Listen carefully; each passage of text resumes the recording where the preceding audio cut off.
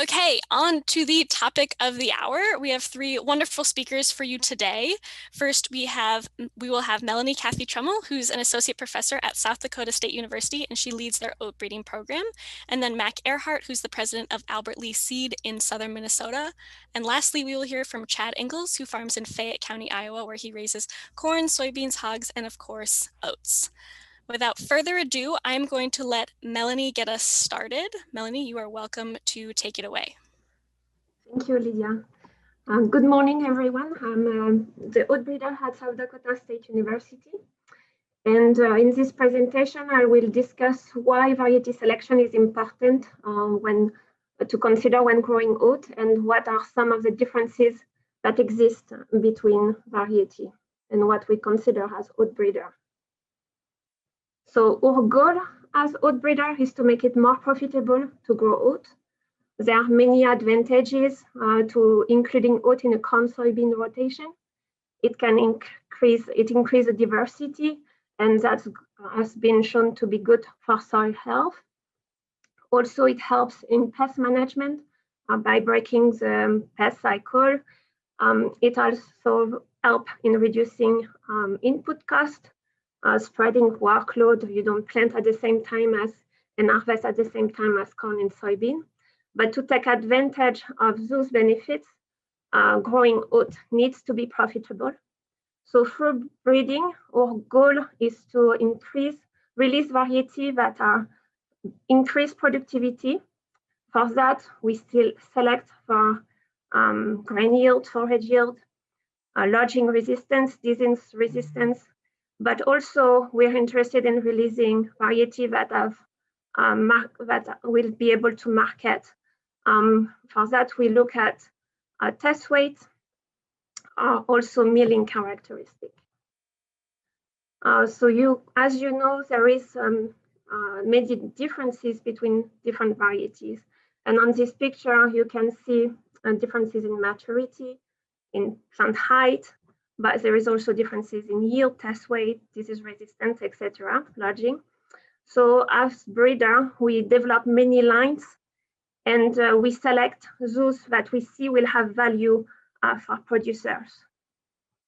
The breeding process takes quite a bit of time, and between the time we do the initial cross to the time we are ready to release a variety to producer, it takes at least 8 to 10 years. So the first part is usually for developing different breeding lines, and then the second part of the breeding process is evaluating those lines, looking at their disease resistant, lodging, etc., all those traits that we see as important, and selecting those that have value. As we go, we increase our testing. So yield is definitely one of the most important characteristics that we look at. On this map of South Dakota, those are the locations where we test our breeding lines, has become advanced, and then we test in the oat variety trials. This has two aims. One is to give recommendation for farmers on which variety is best adapted to the location. And the other one is for our breeding lines to, before release, to know that how they are performing in comparison to the variety that are already on the market. We also work with other universities. So in the development process, all breeding lines developed in South Dakota will be tested in Minnesota, Wisconsin, Illinois, North Dakota, and inversely, we test lines from those different breeding programs in South Dakota, and that helps us to know which variety is best adapted for our location. And also we want to make sure that what we release on the market can handle different environments. So choosing a variety can make a big difference in terms of revenue, because we can have big difference in terms of yield. This is an example of the oat variety trial in South Dakota, on the eastern part of the state. So it's multiple locations that are located in that eastern part over 3 years. And when we look at the average between, for example, Jerry that was released quite a bit of time ago, but is still grown. Compared to a newer variety like Dion, it can make over 40 bushel per acre difference. So that can impact quite a bit the revenue per acre. There is also a lot of difference between varieties in terms of test weight.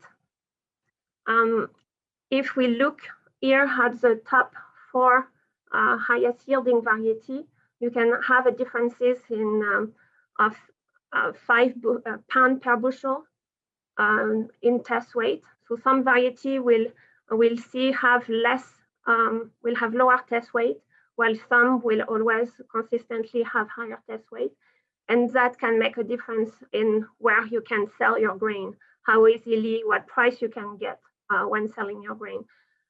And you can increase your test weight by increasing the wind on your combine, but also having a variety that have higher test weight, you won't have as much to get rid of, to get that test weight that you need. There are many different diseases that we select for as breeders, but the main disease is crown rust, and that one is the most important to look at when you're choosing a variety. If you look at this picture, this is horsepower. It is very susceptible, and within 8 days, it went from a few pastels on the leaf to completely covered with pastels. And so you can, that will really reduce the yield, reduce the test weight, and also cause the crop too large. So it's important to look at disease crown rust resistance. But when looking at data, it's important to look at recent data because crown rust races can change. For example, this one horsepower, when it was released, it was resistant to crown rust, but quickly became extremely susceptible to crown rust. Here is a trial that was done by the CPT in Volga in 2020. And so we had both fungicide treatment and no fungicide treatment. And the aim was to determine if on moderately resistant variety, should we spray? Is it worth it to spray or not? So you see on the susceptible Hayden and Goliath, we have a difference of 50, higher than 50 bushel per acre if you spray or not.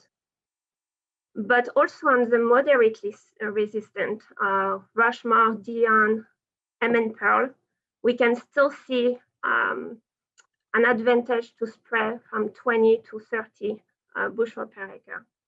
And you see that the ranking is quite different between no fungicide versus fungicide treated. So the recommendation, if you're organic, will be under organic management will be different than if you are able to spray fungicide. Many acres are harvested for forage. And so there is also differences in terms of forage yield and forage quality between variety. And so we've been doing trials over the last 3 years at several locations in South Dakota. And what we also have, or results have shown that crown rust resistance is also important for forage production. If you're targeting the milling market, there is specific traits that the millers are interested in that will make a difference for them in terms of milling yield, and also nutritional quality is important for them. In terms of milling yield, how much product like flake or steel cut can they make from a bushel of oat will differ depending on the variety. So in the breeding program, we assess growth percent, how much a variety contains growth. Some variety will have higher hull, which is a waste. So we look at that. We also look at yielding efficiency, breakage. Another characteristic is the seed size.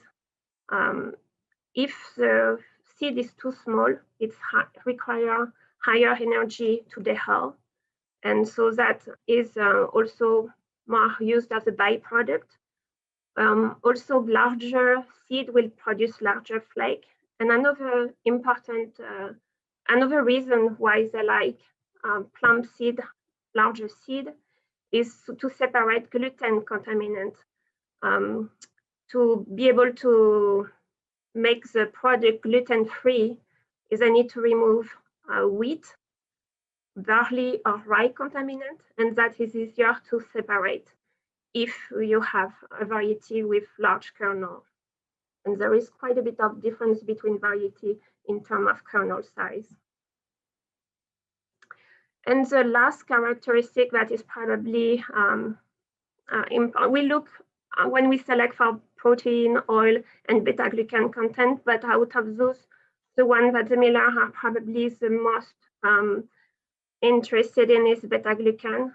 If it's too low, they will not like to purchase that variety. Beta-glucan is a fiber in oat that produce health benefit that is good for the, they can make the claim heart healthy. It needs to be a certain amount of beta-glucan in the product. So variety that are too low beta-glucan, they will not recommend that. So that's most of the main traits that are important to consider. I will let Mac continue and talk a little bit more of how to choose another variety. Thank you. Thanks, Melanie. That was great. You can stop sharing your screen. Great. And then I'll let Mac bring up his presentation. And in these moments, if you have any questions or points you want clarified by Melanie, please put those into the chat box in the browser window, and we will get to that at the end of our talks today. Mac, you are all set to take it away. Thanks, Lydia, and thanks, Melanie. That was pretty interesting, actually, to listen to you talk about it.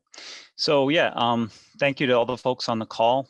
Hope I can provide some useful information, and thanks to Practical Farmers of Iowa for putting on a great conference and for all the things that they do. They're an amazing organization, and we're really lucky to have them. So yeah, that's me in the photo, probably 3 summers ago in a field of saber oats, which is a variety we no longer carry because it lost its ground rust resistance. I've worked at Albert Lea Seed the last 30 years or so. As many of you know, we focus on diversified agriculture. We produce contract grow and produce organic and conventional seed. And oats are super important to us because they're super important to our customers. And actually, we've had 5 meetings over the last month selecting our varieties that we're going to plant or we're going to contract grow this coming year to sell in 2022. So this presentation was actually pretty easy to get ready for. So my role today is to talk to you about, as I understand it, is to talk to you about what I think farmers should think about when they're selecting a variety. And Melanie already touched on some of these characteristics, and they're super important, and I'll talk about them, but I don't really think this is the place that I would recommend that you start. The place that I would recommend that you start is this question. So why am I planting oats, right? Or another way to ask that question is, what is my intended market? And really, depending on your answer to that question, you're going to be looking for different characteristics that are, or maybe they're all the same characteristics, but you're going to rank them differently. And so I'm going to talk individually about each one of these markets. So the first one is that that milling market that Melanie talked about. And so there you're intending, and hopefully you've identified your market and you've talked to them and they know that they're interested in buying oats from you. In fact, maybe you've even contracted acres with them. And they may have some suggestions for you on what oat to plant. And I have that down there as item number 7. But the number 1 characteristic in my mind that you should be looking for there is test weight, because if it doesn't get to 36 pounds, the millers will not buy your oats. And there's tricks you can play. You can turn up the air on your combine. You can run your oats through a auger a bunch of times to clip the beards off. You can do some tricks to make your oats heavier. But at the end of the day, your best bet is to choose a nice heavy test weight variety. Second would be the crown rust resistance that Melanie talked about. Absolutely, in my mind, essential, especially for organic farmers or for those farmers who are unlikely to spray a fungicide. You really need to choose a variety that was recently released that has good crown rust resistance. If you can spray a fungicide, that will help. In years where it's called for. I'm not a fan of prophylactically spraying fungicide every year, no matter what. But if environmental conditions call for fungicide and you're a conventional farmer, it absolutely will improve both test weight and yield. And yield is number 3. Notice I don't have that number 1, even though farmers often want the highest yielding oat. Really, if you're growing for milling, yield is less important than test weight, because you can have 130 bushels an acre, but if your oats weigh 34 pounds, the miller's not going to buy them. And then some of the regular characteristics we already talked about. I do, one little look out there, number 6. So if you're growing for a milling contract, make sure that the seed you're buying doesn't contain wheat or another potential contaminant that millers don't like. So some millers are growing for gluten-free, or companies that are trying to buy oats for gluten-free market. And so they may reject your oats if they have wheat in them. So look out for that on the tag, or make sure your seed supplier talks to you about that. I'll talk a little bit more about this recommended variety thing in a second. And then at the bottom, I have, in my mind, some of the key candidates for milling in Iowa.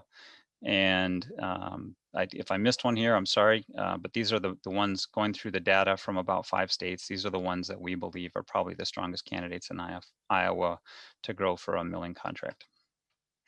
So this is this slide isn't great, but this is an example of a company that that's making recommendations for you if you're going to grow milling oats for them. And if you can see the oats at the bottom that they're recommending for these different geographic regions. And I think the key to remember here is that at the end of the day, quality is number 1, right? So just because it's on this list doesn't mean they're going to buy the oat from you. And conversely, if you grow an oat that's not on this list, say Natty or whatever it is that you're growing, and it meets their quality specs, they will still buy that oat from you. So remember that they're buying quality, they're not buying a name. It's not like growing a specific food soybean variety for an end use market. All right, the next common market for oats are oats for feed and straw. So many farmers will grow oats as part of their rotation, and they'll take the grain and feed it, and maybe they have a market for straw. Some people actually get more money for the straw than the oats in certain years if they have a market for high quality straw into some sort of horse market, for example. So the primary characteristics here are yield, number 1. Because test weight is less important for feed. You're going to get more feed value out of high test weight oats, but at the end of the day, if it doesn't meet that 36 pounds, it doesn't really matter, because you're really after the bushels for feed, right? Crown rust resistance is still important for all the reasons we talked about. And then height, obviously, if you're going to get paid for the straw and you're intending to sell it or use it yourself, you want a nice tall variety that has good lodging resistance. And for me, those are the 3 primary characteristics that you need. And I've listed, again, the varieties that jump out at me for this usage. Doesn't mean I got it 100% right. Melanie's probably shaking her head at me right now. But these are the main ones that jump out at me. Oats for forage. So this is an extremely common use of oat, and I was really happy to see that SDSU is running yield and quality trials on oats for forage, because that's important work to do, since we tend to forget about that. But a lot of these oats get cut for hay or for baleage. And so the thing I was going to say about this is there's sort of 2 different classes of oats here. There are forage specific oats, in the same way that you can buy silage corn that's brown midrib or leafy or only intended for silage usage. There are some oats that are specifically intended for forage, and I've listed a few of them here. And these oats tend to be really tall, they tend to be really late, and they tend to be useless as a nurse crop for alfalfa because they are so tall and late, but they will produce a lot of tonnage. And so that would be one option if you really want to get a lot of tonnage out of your forage oats. And the other option would just be to choose a nice tall oat that has some decent disease resistance. And that would also be probably a cheaper pathway, since those forage specific oats generally cost more money. I agree with Melanie that crown rust resistance is important in selecting an oat for forage, but it's less important than it is for grain. And that, I'll say that with a caveat, and that is, it depends a little bit on when you're cutting. So if you're cutting your oats really early to maximize quality. So like at flag leaf or in the boot, then that crown rust resistance is not that important. But if you're going to wait till like dough stage when the oats are more mature, then crown rust resistance really is a pretty big deal for oats for forage, because it can make a big difference in quality, lodging, and tonnage ultimately. I did want to add one thing, which is we've recently, not that recently, over the last 6 years, oats for forage have become pretty popular when seeded in the middle of in the summer, or like in August, late summer, because they grow well in cool weather late into the fall. And I've had several reports from customers who had like pearl millet and sorghum sudan, and maybe they tried another forage as well, and then they had oats. And depending on planting date, so if they're planting in the middle of August or something, oats are often produced the most tonnage, and which is surprising because those other crops all should generally produce more. But again, the planting date is the important thing there. So if you're planting late, whether it's a prevent plant situation or some other, maybe you grow something for a canning company, oats are really a good choice for fall forage. I'll just add that. Okay, oats for a nurse crop for alfalfa. If taking for grain. So I'm not going to talk about cutting those oats for hay because I kind of already talked about that. But if you're intending to take your oats for grain and you're going to underseed them with alfalfa, then there's some really important things you need to choose. I'll also back up and say that don't tell the people at the university that you're going to do this, because they'll all tell you this is a terrible idea and you should never do this. But a lot of our customers actually do use oats for a nurse crop and then take the oats for grain. So if you're going to do that, what you need to do is choose a really early maturing variety, a nice short one, or maybe medium height at most. Have it be really good standing and have that crown rust resistance, because really what's probably the most valuable thing in that situation is your alfalfa crop. And you don't want to damage your alfalfa crop by having the oats fall over on top of it and kill the alfalfa, or get too tall and too late and smother out the alfalfa. So it's really important to choose a variety based on these characteristics if you're taking the oats for grain. And again, I've listed some at the bottom. Lydia, how am I doing for time? I don't have my clock on. I'm not being super fastidious, so why don't you Okay. just keep going? Okay. Oats for cover crop. Seed production. So I'm not talking about buying oats to plant specifically for a cover crop. I'm talking about if you're intending to go into the seed business and grow oats that you will turn around and sell to other people who are going to plant them for a cover crop, these are the characteristics that you need to take into account. Number one is you need to choose a variety on which the plant variety protection has expired or that has no intellectual property protection. And so if those of you that don't know, PVP is something that's issued by, you apply for as a breeder. It's issued by the US government, and you're not allowed to save seed from a variety like the ones we've seen that are the good yielding ones like Rushmore, Dion, or a heavy test weight variety like Sumo. You can't save seed and sell it to your neighbors. That's illegal. And if you get caught, you will be fined. And it's happened multiple times in recent years. You are allowed to save seed from those varieties and plant them on your own farm under plant variety protection. That is allowed. So if you are intending to save seed and sell it, you need to choose a PVP expired variety. Obviously, yield is important to you in that situation. I think lodging resistance should be important to you because you want to be able to combine the oats. Crown rust resistance, frankly, you're just going to have to give up on because these are all going to be older varieties. And I've listed some of them at the bottom. Resources. So shameless plug for our website. If you go to our website and click on trial data and click on oats, we list all the different university trials right there, so you can click through to them. Sometimes it's hard to Google and find them. So we do this as a service to our customers. It makes it easy to find all these, including the Practical Farmers of Iowa trial. And then upcoming, we do the Practical Farmers of Iowa is working with oat researchers like Melanie and others around the United States. And they are developing a small grain variety selector tool. And the first crop that's going to be released there is oats. And I think that's actually already up and running.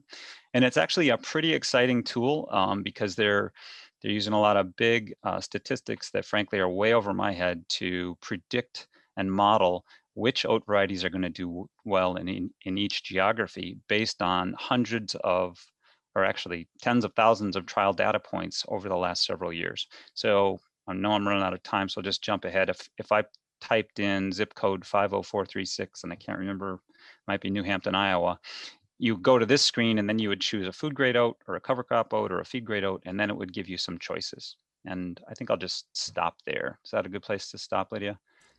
That sounds great. Thanks, Mac. Yep. Appreciate it. And if anyone has questions for Mac, remember to pop those into the chat box in the browser window. I am going to get I want to remind people, I'm going to Go interrupt you. ahead.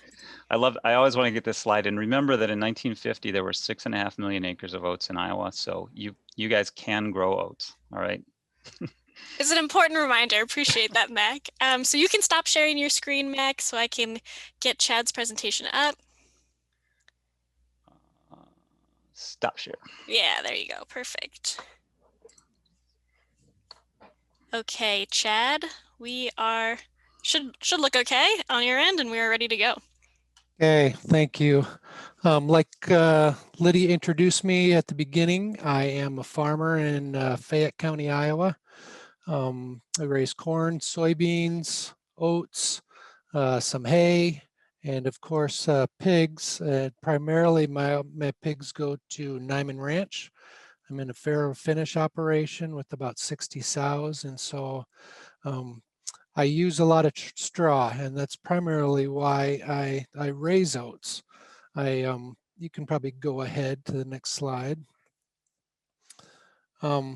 Historically, I had kind of gotten away from raising oats and just bought some straw and kind of tried to go the cheap route of doing some waterway hay to kind of mix in with the oats, and just wasn't necessarily having the success I wanted in the farrowing building and farrowing pens. And when I transitioned back to oats, I could definitely see a difference. And so that's why I've kind of focused on growing a good oat crop, primarily for straw.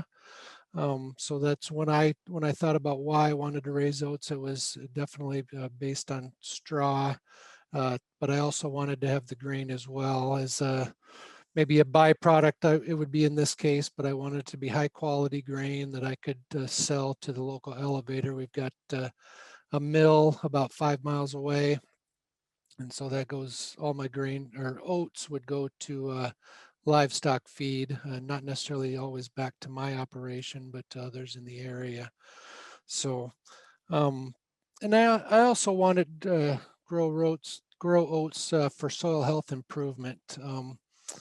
When I'd gotten away from growing oats, I was kind of, one of the reasons I wanted to start growing oats again was to get back into that little longer rotation, primarily in some of my more marginal ground or more critical areas that I thought I could maybe help improve a little bit by getting oats and a little bit of hay back in the rotation. I don't grow a lot of acreage of oats.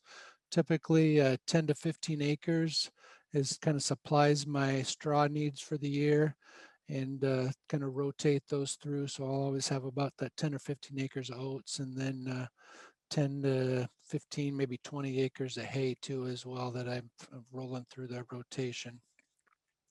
So go ahead and skip to the next one. So where do I go for information? I kind of wish after listening to Melanie and Mac, I would have heard their presentations before I was looking for oats. But kind of what I've relied on in the past is going to the Practical Farmers of Iowa website, searching for their trials, and have used that the last few years to kind of narrow down based on their results which oats I thought would be the best for my operation. And I'm only about an hour from the hour east of Nashua.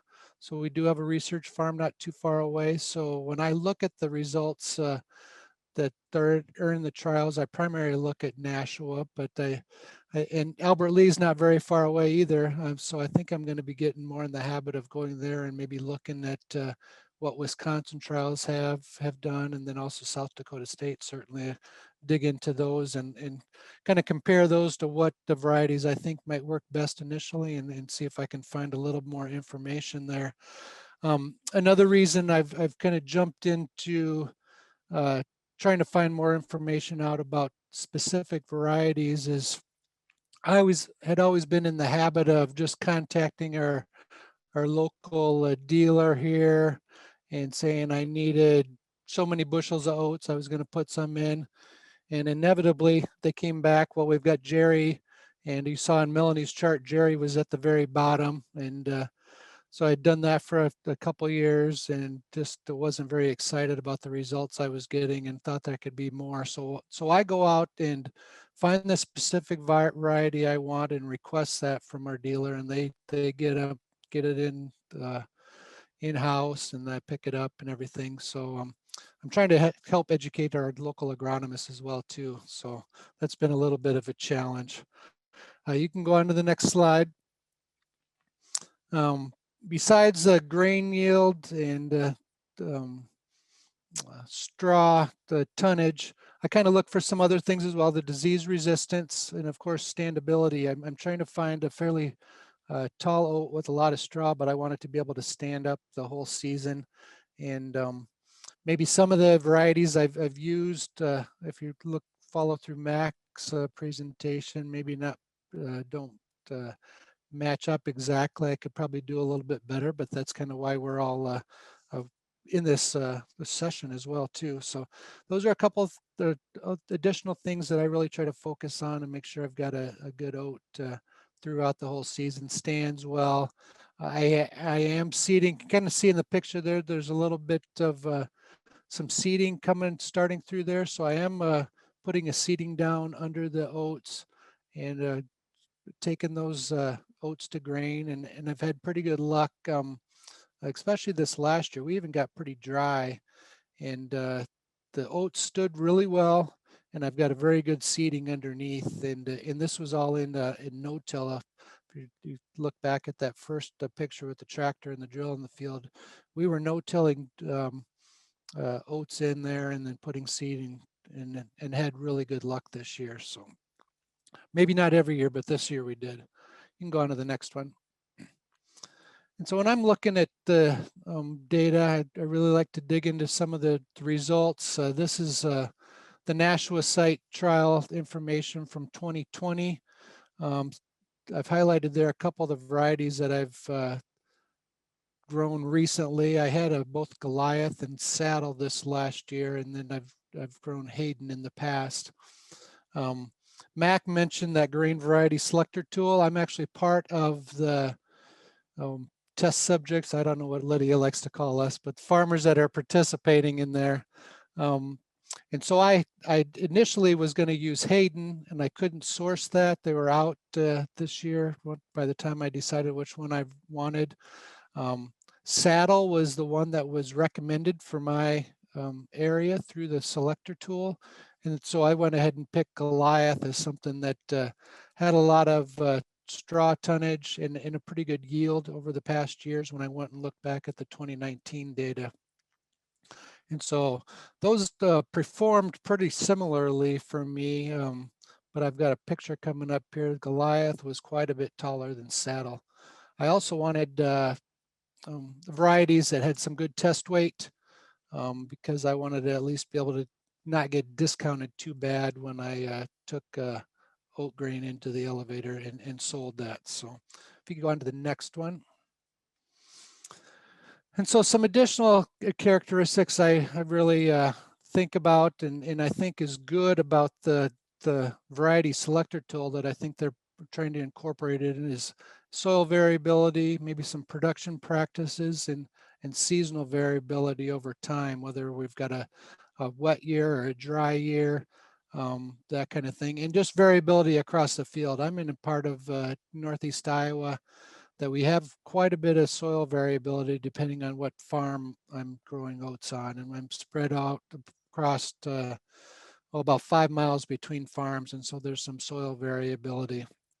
In this picture, you can see the Goliath is still a little bit green, and you can see it's quite a bit taller than the Saddle is. So I didn't necessarily match up my varieties very well to compare, but I had pretty good luck. We windrowed those oats when the Goliath was ready to go, and had a pretty good test weight out of both of them using that kind of harvest method. If you go to the next one. So this is back at the trial data from 2019, and I guess since I had a little bit of a platform here, I really like the layout of this one better than the 2020 data that was presented. It gives 4 years of data that I can look back on. And of course, they didn't have every variety in every year, but it gives you can kind of compare a little bit more, and they had a little more data here than the 2020 variety did. So that's a big reason why I dropped that in there. So if you could go to the next one.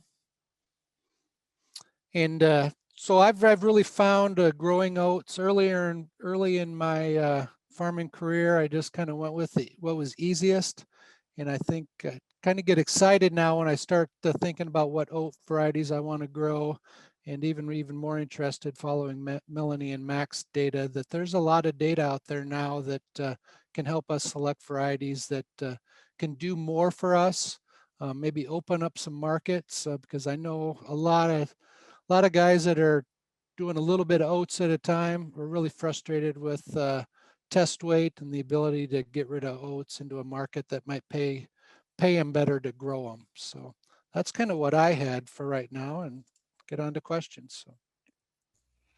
Perfect. Thanks, Chad. And I'm going to stop sharing. I appreciate the feedback too about the variety trial reports. I wrote that down, so make sure to incorporate that. Okay, so that is the end of the presentation section. So if you do have any questions for our presenters, please, again, put those in the chat box in the browser. I'm going to start firing some off. And so I think I want to start with talking about crown rust.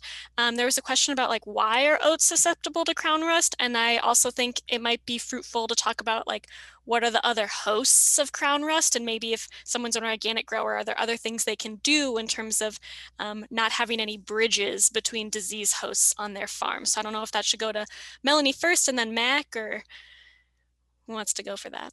Yeah, I'm definitely going to defer to Melanie. And I have a couple things to add probably at the end.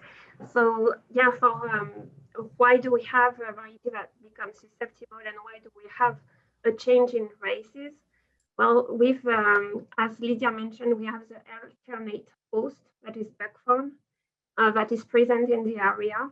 So the pathogen, the fungus, is able to do a full cycle, go through the sexual reproduction. And because of that, we can get change in races. And so resistant variety will have selection pressure and will have change in races when you have one genes that control the resistance.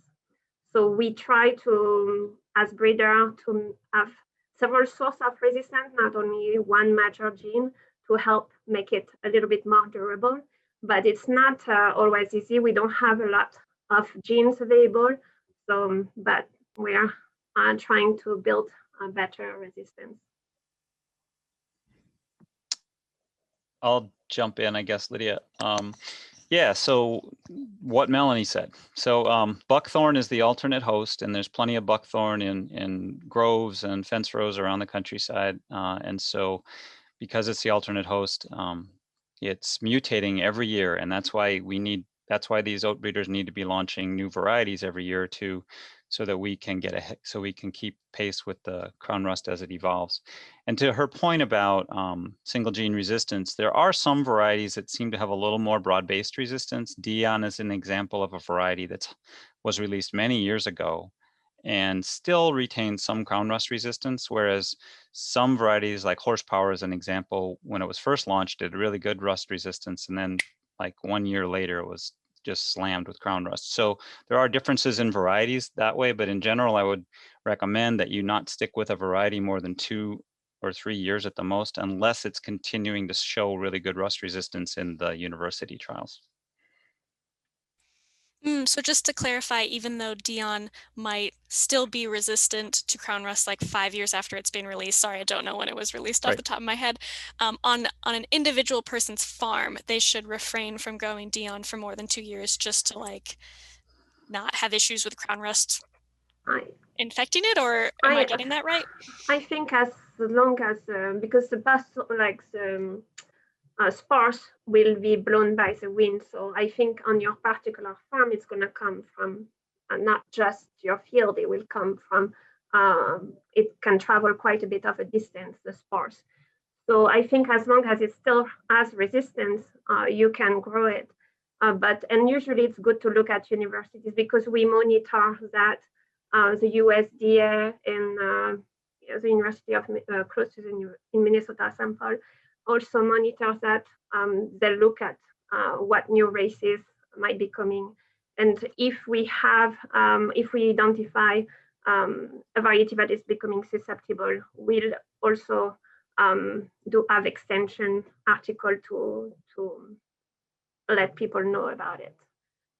So, for example, on Dion, we are seeing a little bit more pesto that we seen probably 4-5 years ago. The leaf were clean. We're seeing more and more pestles, but right now it still has some good level of resistance yet.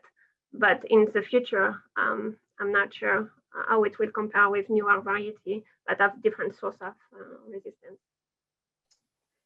So Melanie, I'm sorry if you said this and I missed it. So if someone, because that nugget about like dion versus horsepower is like, I didn't know that. So like, are you saying that the resources you talked about, that has information about like which variety is still resistant so that a grower, especially an organic grower who's like, oh, this variety was released in 2017, is it still good? There is a resource that they could look at to see sort of the status.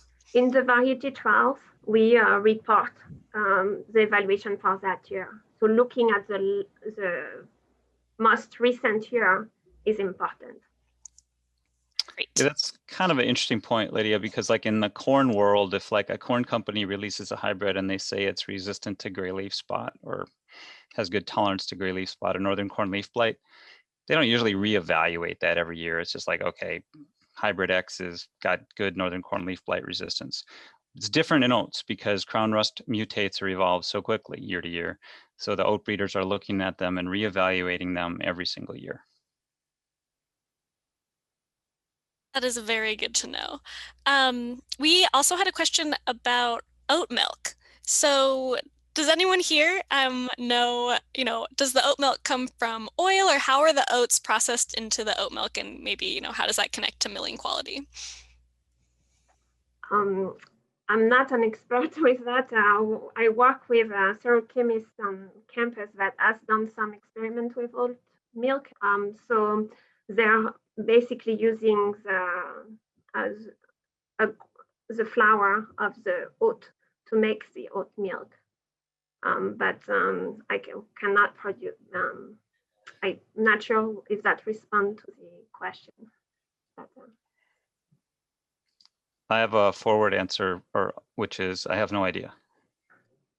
Great. I should know this too, since we are working with Oat Lea to have growers grow oats for oat milk. So that's something where I need to buff up my knowledge as well too. But I think some of the characteristic is similar, like beta-glucan, higher beta-glucan will provide better health benefits, so it will be also better for oat milk.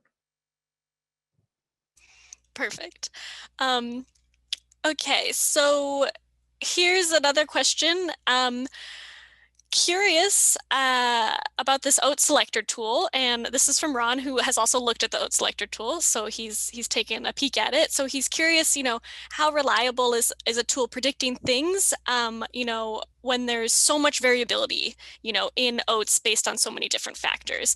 And he's especially in Western Iowa, and where they're, not supposed to be able to grow good oats, but are very successful every year. So, how do we reconcile, I guess, predictive tools with, all the variability that exists?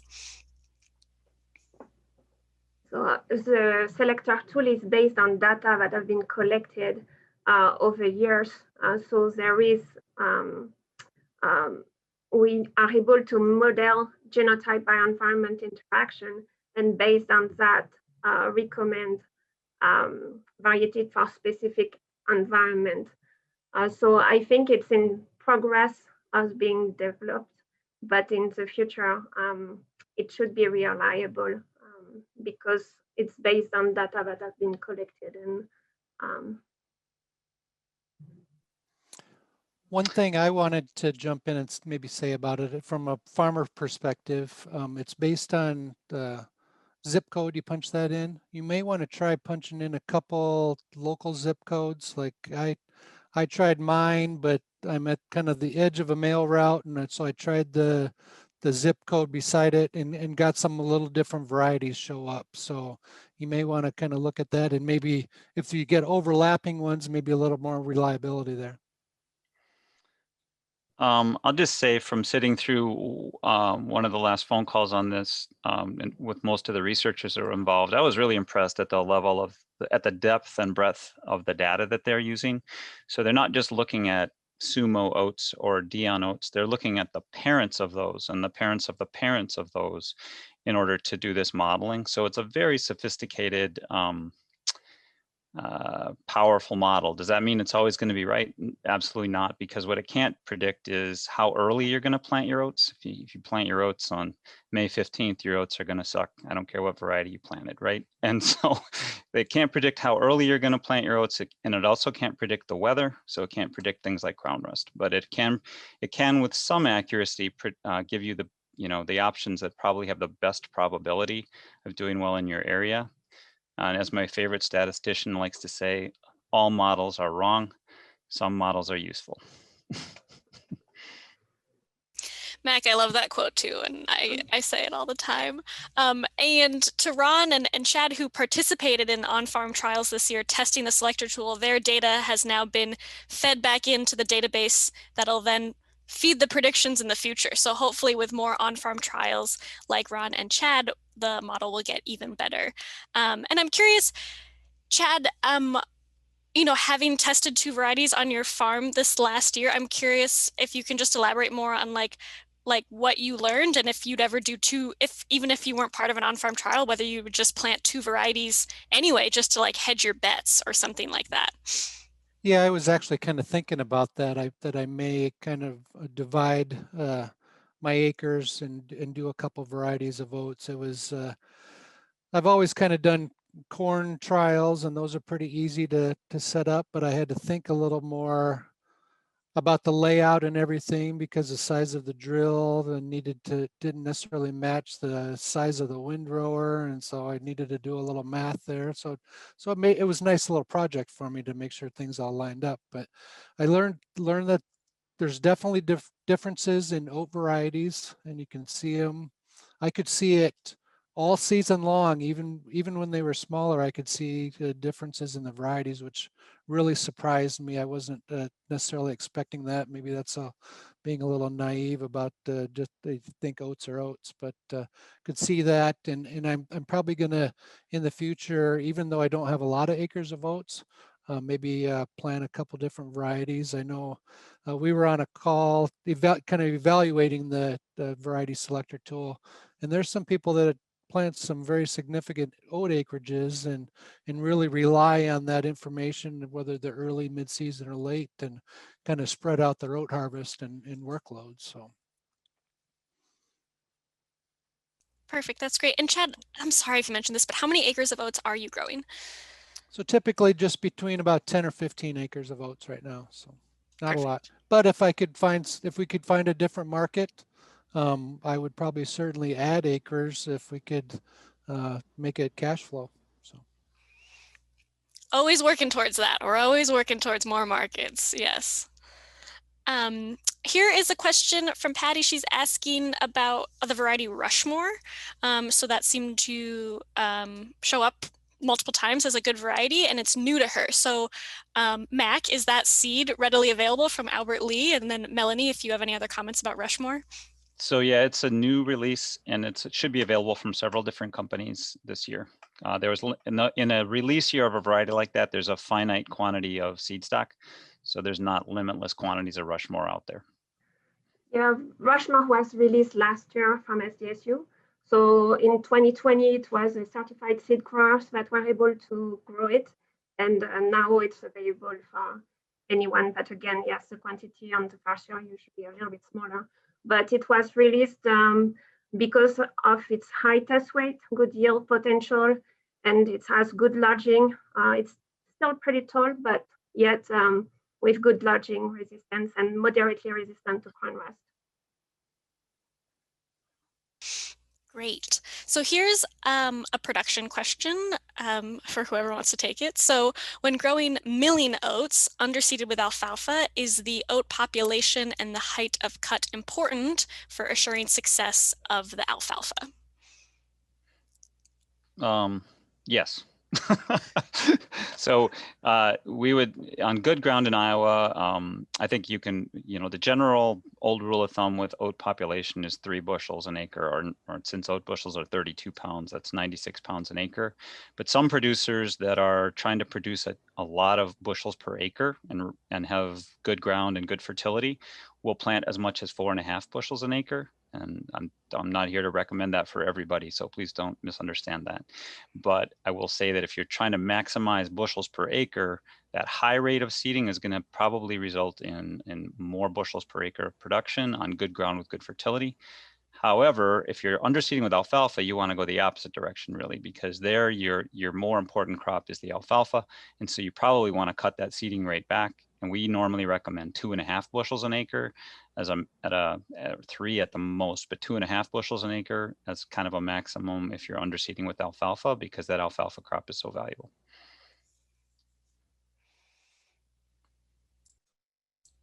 Thanks, Mac. That was one thing I found in the data that we were provided for the strip trials that we did. There was a definite difference in seeding rate and yield. You could see that among the cooperators, and I was one that was on a little lower seeding rate and had a lower yield, but it looked like it was based almost exactly on seeding rate. I mean, the outcome yield. Yes, seeding rate is important, and it's important to, yes, have appropriate seeding rate. A couple of questions about fungicides. So a comment from Margaret that it's important to know when you're looking at variety trials whether they are spraying with fungicides. So Minnesota treats or sprays with fungicides, whereas in Iowa we have done fungicide trials at Nashua in the past, but this year none of the sites were sprayed with a fungicide. There's also a question about whether fungicides affect soil health. Does anyone feel like they want to take a stab on fungicides and soil biology or soil health?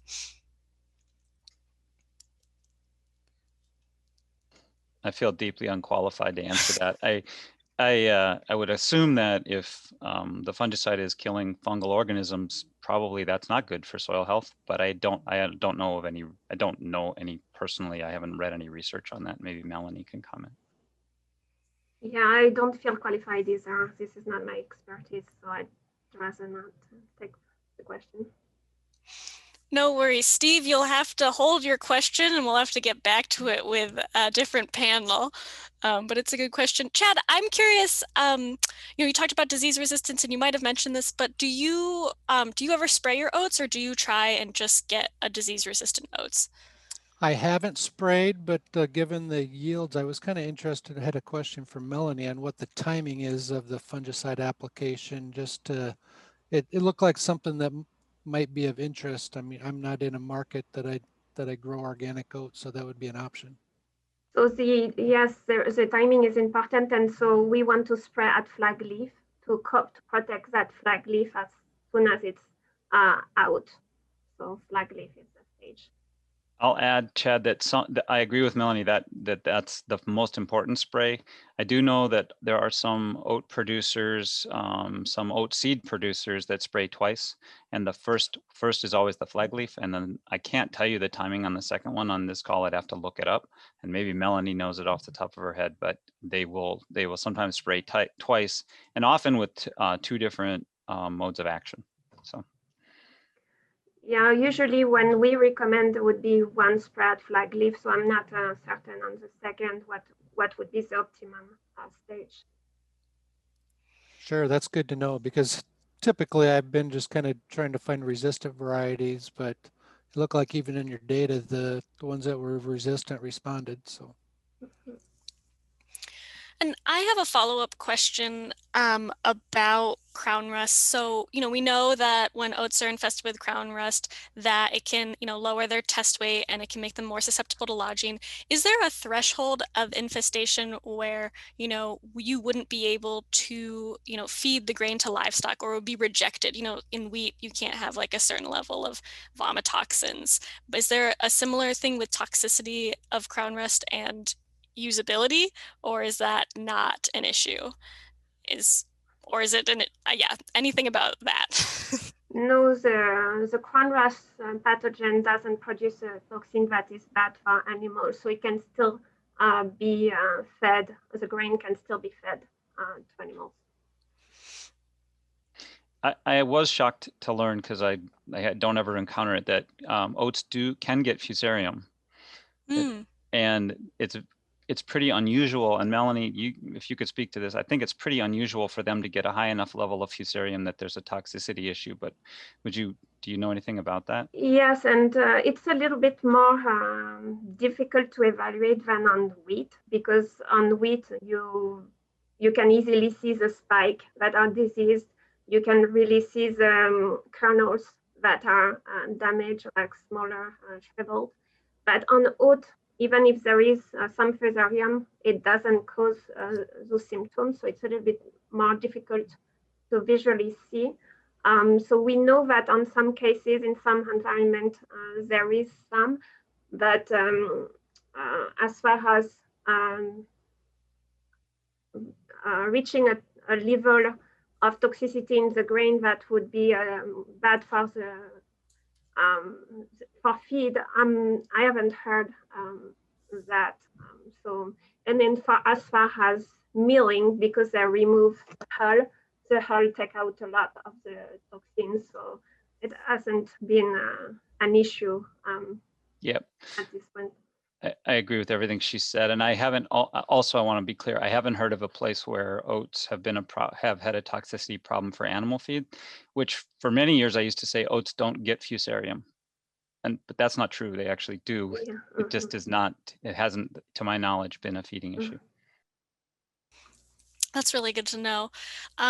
We are just at the end of our hour, so I'm curious, are there any last comments from our panel? Anything else that you feel like is a good take-home message, or anything else you failed to say that you want our audience or our future audiences in the recording to know before we all head out for the afternoon? Well, I just think there's a lot more resources out there on oats than what I knew of, and it takes a little looking around. I think we've got some good stuff going on. The only thing I would say is, as breeders, we're always, if you want to give us a call, have question about variety, we're always happy to help and provide information on those varieties. So don't hesitate to contact us. I'll say two things. One, which is unrelated to this whole call, which is that if you're going to plant oats, plant them as early as you possibly can, even though this is not a management call. And then second, Lydia, thank you. You've done an outstanding job today. Really nice. Well, thanks, Mac. And thank you, Chad and Melanie. Thank you all for being here. I know I have certainly learned a lot. I appreciate all your take-home messages. Those are all very important. And I appreciate everyone joining us today and learning more about oat variety selection, because it is such a critical and sometimes overlooked part of producing high quality and successful oat crops.